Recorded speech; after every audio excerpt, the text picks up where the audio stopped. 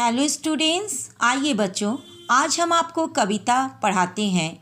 कविता का नाम है जालियांवाला बाग में बसंत और इसका कवयित्री है सुभद्रा कुमारी चौहान। ये बड़ी ही करुण कविता है।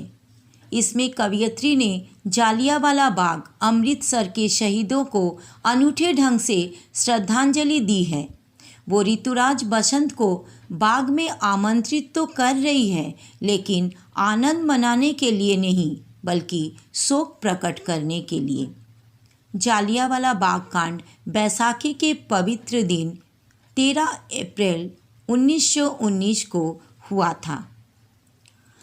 अब बच्चों, आइए आपको हम कविता पाठ करके सुनाते हैं और साथ ही साथ इसका अर्थ भी बताते हैं। यहाँ कोकिला नहीं काक है शोर मचाते, काले काले कीट भ्रमर कर भ्रम उपजाते। कलियाँ भी अधखिली मिली है कंकट कूल से, वे पौधे वे पुष्प शुष्क हैं अथवा झूल से। कोकिला, कोकिला का मतलब कोयल। काक, काक का मतलब होता है कौवा। कवयित्री कहती है कि जालियांवाला बाग अब एक शोक स्थल बन गया है। अब यहाँ पर कोयल की मधुर आवाज़ नहीं सुनाई देती। अब यहाँ तो कौवों का शोर सुनाई देता है। काले काले कीड़ों को देखकर भौरों को भ्रम होता है। यहाँ पर कलियाँ भी कांटों के बीच अधखिली सी मिली है। यहाँ के पौधे सूखे तथा झुलसे हुए हैं। परिमलहीन पराग दाग सा बना पड़ा है। हाँ, ये प्यारा बाग खून से सना पड़ा है। आओ प्रिय ऋतुराज, किंतु धीरे से आना, ये है शोक स्थान, यहाँ मत शोर मचाना। कवयित्री कहती है कि यहाँ के फूल अब सुगंध रहित हो गए हैं, क्योंकि इस बाग में दाग सा लग गया है।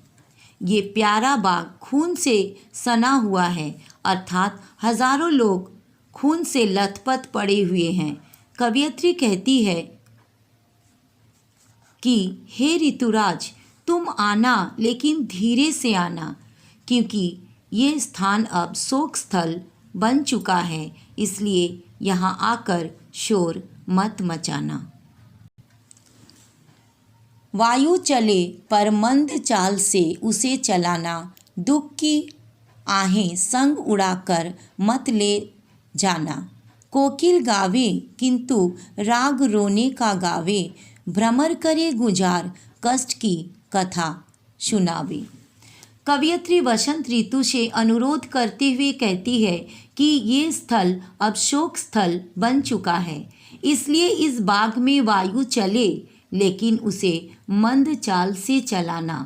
तुम अपने साथ में लोगों की दुख की आहों को उड़ाकर मत ले जाना।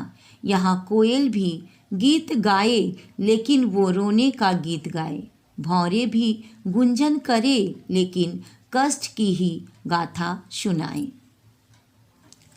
लाना संग में पुष्प ना हो वे अधिक सजीले, हो सुगंध भी मंद ओस से कुछ कुछ गीले, किंतु ना तुम उपहार भाव आकर दर्शाना। स्मृति में पूजा हेतु यहाँ थोड़े बिखराना। कवयित्री वसंत ऋतु से अनुरोध करते हुए कहती है कि ये स्थल शोक स्थल बन गया है, इसलिए फूल तो लाना, लेकिन अधिक चटकीले मत लाना।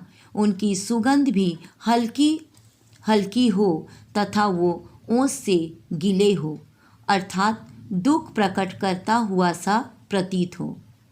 किंतु इन फूलों से उपहार भाव नहीं दर्शाना, बल्कि उन शहीदों की स्मृति में थोड़े से फूल यहाँ बिखेर देना। कोमल बालक मरे यहाँ गोली खा खाकर, कलियाँ उनके लिए गिराना थोड़ी लाकर।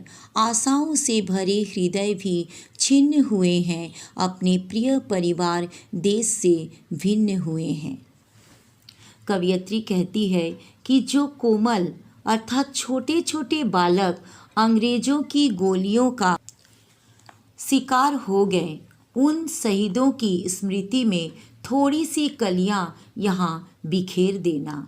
उन शहीदों के हृदय आशाओं से भरे हुए थे, उन अब छिन्न हो गए हैं, वो अब छिन्न हो गए हैं, अर्थात वो कोमल बच्चे अपने देश तथा परिवार से बहुत दूर चले गए।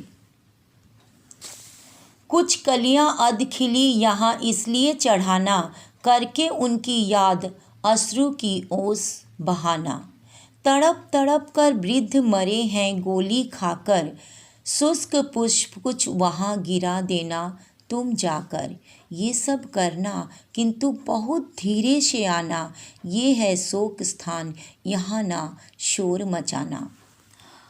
अंतिम पंक्ति में कवयित्री बसंत ऋतु से कहती है कि कुछ अधखिली कलियां उन शहीदों की याद में चढ़ाना जो अंग्रेजों की गोलियों में शहीद हो गए हैं, तथा उनकी याद में अश्रु रूपी आंसू बहाना जो वृद्ध लोग अंग्रेजों की गोलियों से तड़प तड़प कर मरे हैं। उनकी स्मृति में थोड़े से फूल यहाँ बिखेर देना। कवयित्री पुनः बसंत ऋतु से कहती है कि तुम ये सब करना किंतु धीरे से करना, क्योंकि ये स्थान अब शोक स्थल बन गया है, इसलिए इस बाग में किसी प्रकार का शोर मत मचाना। बच्चों, अगर ये दुख भरा कविता आपको अच्छा लगा तो आप लाइक कीजिएगा, अपने दोस्तों में शेयर कीजिएगा, और अभी तक अगर आपने मेरा चैनल को सब्सक्राइब नहीं किए हैं तो सब्सक्राइब कर दीजिएगा। Thank you so much. फिर मिलते हैं नेक्स्ट वीडियो में।